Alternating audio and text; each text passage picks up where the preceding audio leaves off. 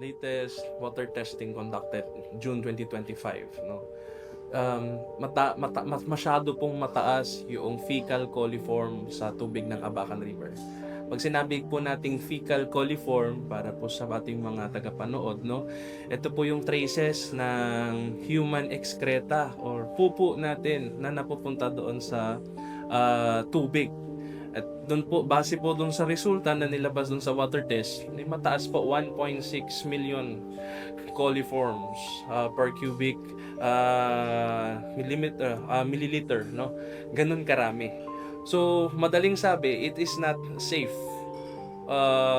for contact. Ibig sabihin, mag-wade ka, yung gusto mong magpalamig, kasi since mainit ang panahon, may tubig sa Abacan, that much na contaminant dun sa tubig is not safe for contact, no?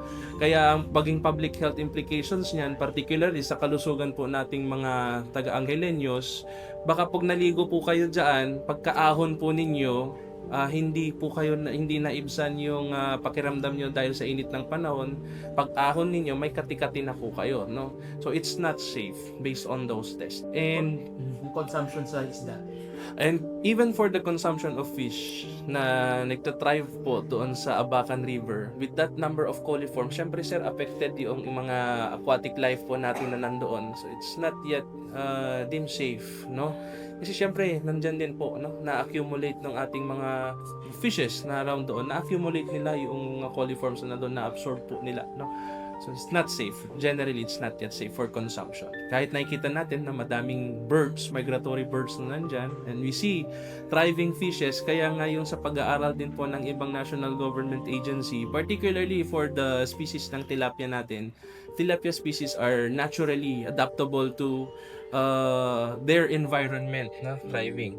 So for safety reasons po, it's safe to say na hindi pa din po ligtas kainin yung mga isda po na nandun sa Abacan River. Mga isda dito, kuya, anong klaseng nakukuha nyo? Mga tilapia lang, ganito.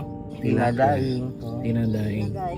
Minsan may panghuli kaming malalaki kasi madalang na yun. Ganito kalalaki. Hindi ho kayo nangangamba kasi alam naman ho natin yung katas ng tubig na galing ho sa mga bahay, galing ho sa industriya, nasa syudad tayo, bagsak ho dito sa Abacan River. Kasi ugasan niya naman na mabuti. Hugasan na mabuti. Kasi hindi lang kami gagaya sa ibang tao kung nalason sila o magkasakit. Wala naman. Ngayon lang kami, samantala mga tao dyan, marami nang mga ganyan.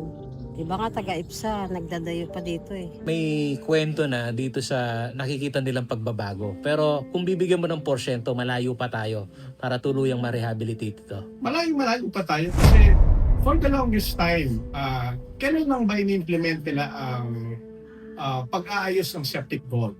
So kung titignan natin, nakagista na natin ang lahat ng mga septic tank na ginagawa, katulad ng sinabi nila, open ang flooring. So yan, kaya nga na isa sa isipan ng ginawang batas, Clean Water Act, is ma-reduce ang pagdaloy ng chloroform, no, sa lupa. Kaya nga ini-require na magkaroon ng septic vault. Kaso, for the longest time, pag walang renovation sa bahay, paano mo i-compare lahat ng household na gawin nila yung septic tank na into a septic vault? I-inspection ba natin bawat bahay na i-require natin silang gawin nilang septic vault, yung mga septic tank nila? Eh doon lang nga sa pag-siphon ng wastewater nila or pag-siphon pala ng septic tank nila, nagre-reklamo na. Eh paano kung ang septic vault nila nakalagay sa loob ng bahay? Gigibayin ba nila yung flooring ng bahay na para gawin yung septic vault? Hindi nila alam kung saan. Kung minsan ngayon, hindi po nila alam kung saan po yung septic nila. Minsan, wala silang spasyo. Minsan, dahil sa tagal ng panahon, nakasusong na mismo ang septic tank nila dito mismo sa sapat. Gusto natin gumawa ng comprehensive study na i-contain natin lahat ng sewerage system natin at lagay tayo ng water treatment facility. Paano natin gagawin sa dami ng sapa natin at sa dami ng nakasunsong na bahay sa sapa mismo?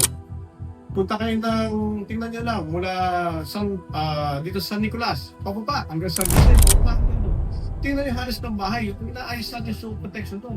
Nakasusong lahat ng sewerage nila dito mismo sa sapa. Gaano kalaki ang hamon sa krusada ng rehabilitasyon ng Abacan River? Isang dating buhay na ilog na sa paglipas ng panahon ay naging parang maruming pusali. Ngunit ngayon ay sinusubukang buhayin muli ng Angeles City Government. May dalawang realidad sa likod ng patuloy na pagdami ng wastewater na dumadaloy sa mga ilog ng Angeles City. Hindi lamang mga malalaking commercial na industriya ang may ambag sa polusyon. Sa maraming pagkakataon, nagmumula rin ito sa mismong residential area, mga komunidad na dapat sanay tahimik at maayos na tirahan. Ngunit mas masalimuot ang problemang ito kaysa sa simpleng usapin ng kabahayan laban sa industriya.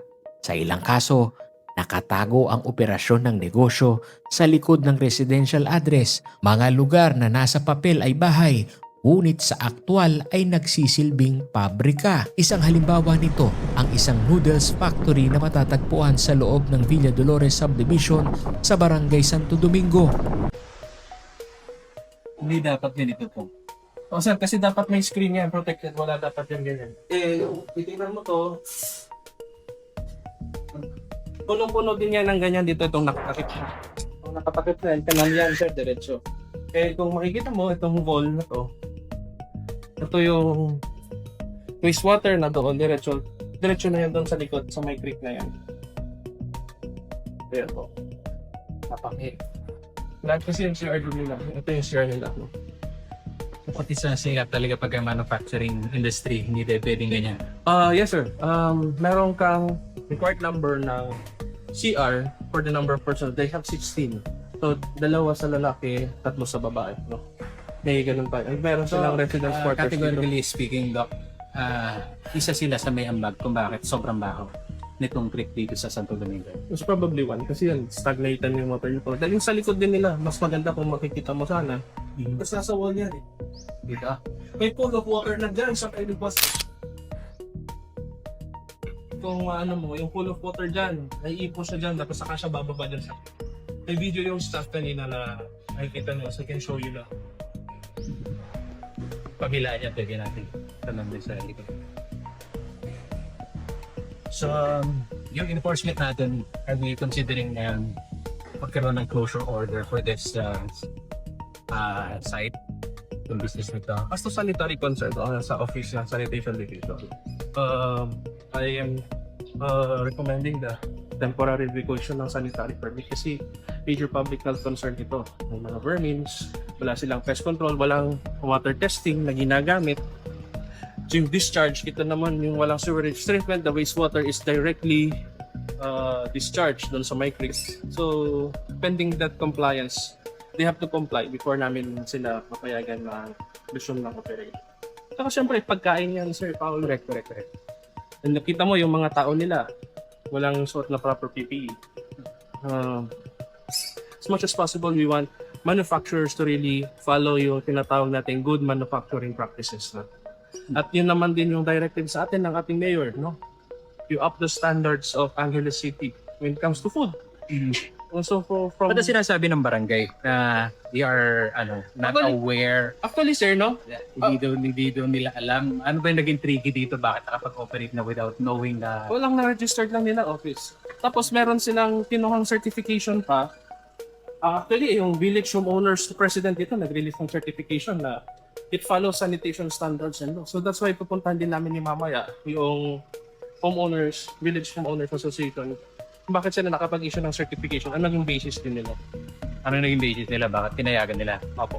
Kasi sila yung immediate diba? This is actually the first time that may inspect namin itong factory na to. Kasi ang registered business of PCB manufacturing operation pero office.